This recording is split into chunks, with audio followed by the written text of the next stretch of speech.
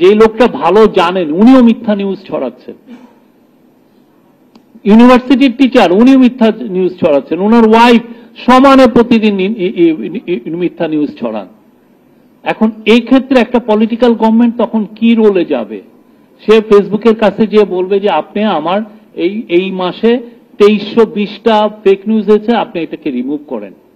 Facebook যদি তার কথা না শুনে, আপনার হাতের ইয়ে কি? তাহলে কি আপনি কি আবার সেই পুরনো ডাটি পলিটিক্সে ফিরবেন?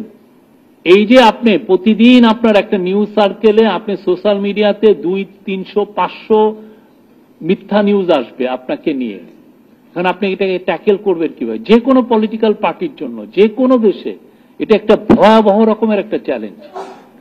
এই চ্যালেঞ্জটাকে আপনি উত্তরণ করবেন কিভাবে? এবং এই চ্যালেঞ্জটা আপনার শুধুমাত্র যে একটা অচেনা একটা দৈনিক আগন্তুক থেকে আসতেছে তা তো না।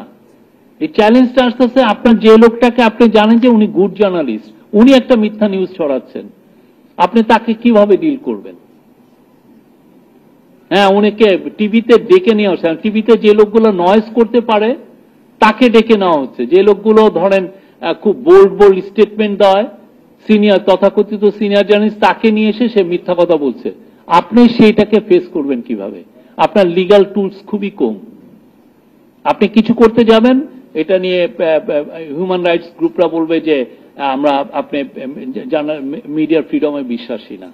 আপনার হাতে বাংলাদেশে মিস ইনফরমেশন হলে ওইটাকে ট্যাকেল দেওয়া সত্যিকার অর্থে খুবই একটা টাফ। আমরা যেমন স্পিচ রিলেটেড কোনো আমরা কেসই মানে এখন পর্যন্ত নেওয়াই হচ্ছে না। কেউ যদি বলে যে তার এগেনস্টে সে আমার নামে মিথ্যা বলছে, ওই কেস আপনি দেখেছেন ডিজিটাল সিকিউরিটি অ্যাক্ট স্ক্র্যাপ করার পরে কোনো কেস বা ডিজিটাল সিকিউরিটি অ্যাক্টে যতগুলো কেস ছিল স্পিচ রিলেটেড সবগুলোকে স্ক্র্যাপ করা হয়েছে, সবগুলোকে বাদ দেওয়া হয়েছে। কেউ আবার মানে বিসমিল্লাহ বা ইয়ে বলে একদম সূরা কিরাত পড়ে তারপরে যে মিথ্যা কথা বলছে, এটা এটা যে কোনো পলিটিক্যাল গভর্নমেন্টের জন্য তারা যদি মনে করে যে তারা সামনে সোশ্যাল মিডিয়াকে লাইটলি নিবে, আমি থিঙ্ক এগেন। বাংলাদেশের ডেমোক্রেসিকে একটা শক্ত অবস্থানে নিতে হলে আমাদের এই সোশ্যাল মিডিয়ায় যে fake news, disinformation, miss information, এটাকে ট্যাকেল দিতে হবে।